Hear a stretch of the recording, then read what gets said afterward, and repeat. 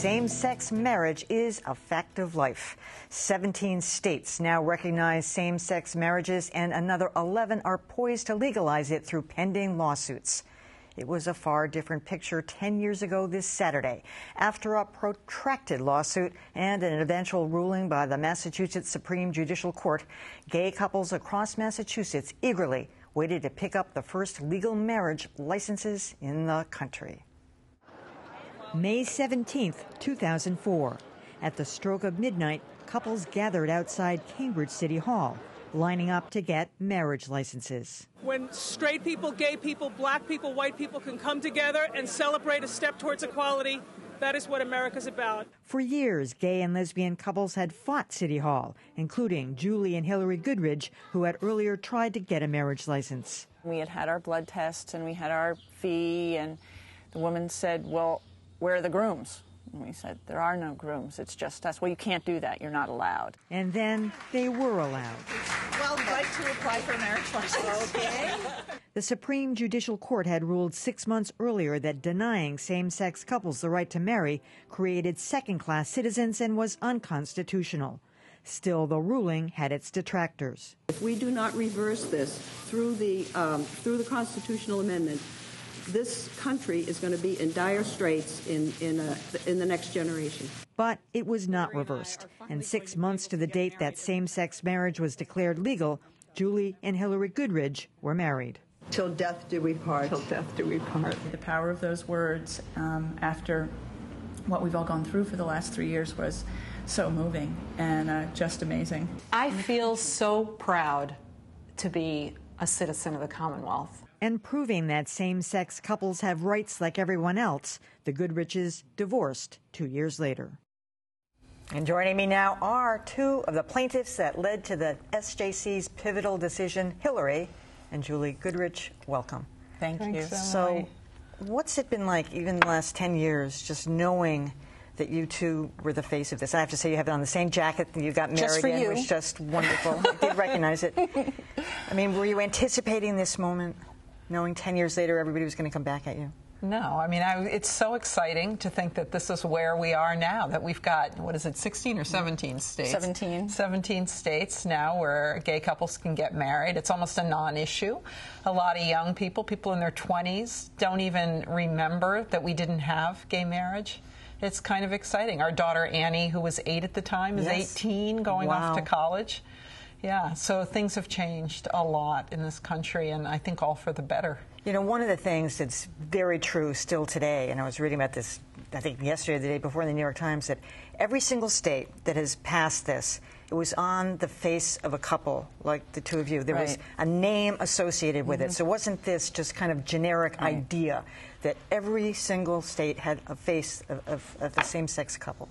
Or a lot of faces. You know, I mean, in our case, we had 6 other plaintiff couples, which was a huge relief, and they were amazing, as well as so many other couples who came forward. But I think it was the stories, it was people's real life experiences that made the difference eventually. I mean, you see that now with even very conservative politicians whose child turns out to be gay. Suddenly their support for same-sex marriage is there.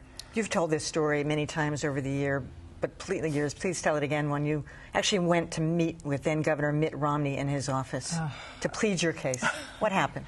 Well, you know, I always shockingly err on the side of the positive. And I went in there and I thought, okay, you know, he's going to listen to us. And once he hears about who we are and why we want this, he's going to change his mind, because that happened for most people in the Commonwealth. But we went in and sat down with him, and he was clearly uneducated about the case. He hadn't read a single thing about our case, as far as I could tell. He kept referring to my adopted daughter, Annie. And, you know, our case, the reason that we wanted to get married to protect our family was because Hillary had had such a hard time accessing us when Annie had a difficult birth. And so it was the fact that I was having trouble in my birth that was our story, right? And he didn't know that, nor did he know the stories of any of the other, you know, the other folks who came to meet with him that day. What did he say to you? It was a surreal experience to have someone who, it took a lot of effort to get in to see him. Okay, he's the governor, that makes sense, but at that time we'd had a lot of publicity, so you'd think it would have made sense. And he really was completely disengaged, and it was... Was he uneasy around you? He was not comfortable at all. And, you know, we asked him some pretty pointed questions. Why should our families be treated any differently than your family, for example?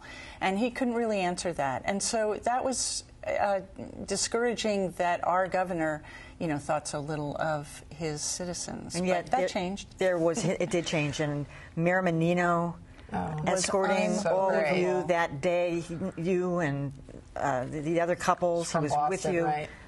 Yeah, he brought us into the situation room. Yes. You know, we had Annie with us. We were down there. There's a big screen TV. You know, she was thrilled, and food, and you know, he was so sweet. He walked us through the bowels of City Hall and escorted us up and walked with us to the counter. I mean, it was very, very moving and very exciting.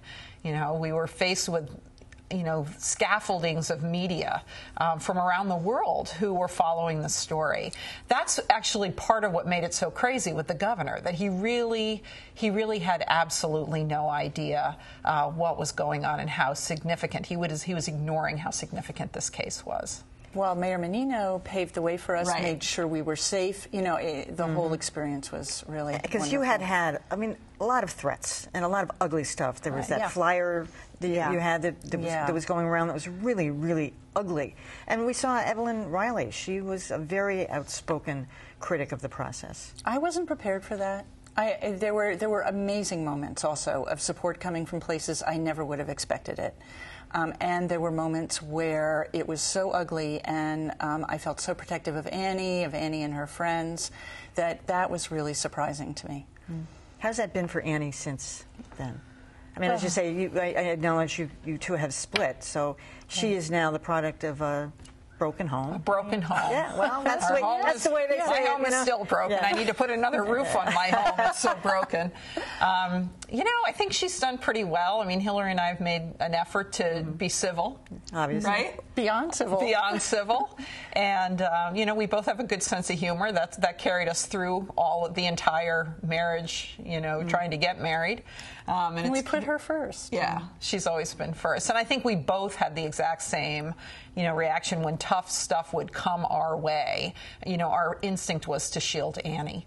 And, you know, I think we were pretty successful at that. I mean, kids at her school knew what was going on.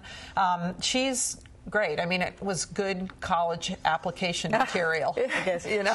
She had an experience recently where in her history book they were looking at civil rights movements in the United States, and she turned the page and there was a picture of us in class. So that was sweet for her. Did you feel a special burden when you were breaking up that here your name was associated with this landmark ruling, and it must have been. I mean, it's tough anyway going through a divorce, but knowing that people were looking at that. I think for me, first of all, I was incredibly excited that our name was attached to this case. And I remain very proud of that. And, you know, it was a bummer to have our private, was hopefully going to be a private matter on the front page of the Boston Globe above the fold, when our marriage hadn't actually been on the front page of the Boston Globe above the fold. So that tells you a little bit about the priorities of that part of the media anyway. And I think it was really, really hard. I mean, I remember both of us were actively trying to get out of town the day that story broke, because we wanted to have some peace. Yeah. And it was really tough. And it's also, in some ways, a really good thing to have. I think one of the unspoken things about marriage is that divorce gives you a structure and protections and procedures to go through where without it, and if either of us were jerks, we really could have been much more vulnerable. So it ended up doing what it was supposed to do, which was protecting everybody. I thought you were going to say it was good that the media was right on top of the divorce. I don't know about that. You survived that, that's for sure. Yeah. Well, Hillary and Julie Goodridge, thanks so much for coming. Thank and I know you. you got a lot of Thanks for events the having next us. few days. Yeah. Thanks so much. It was great.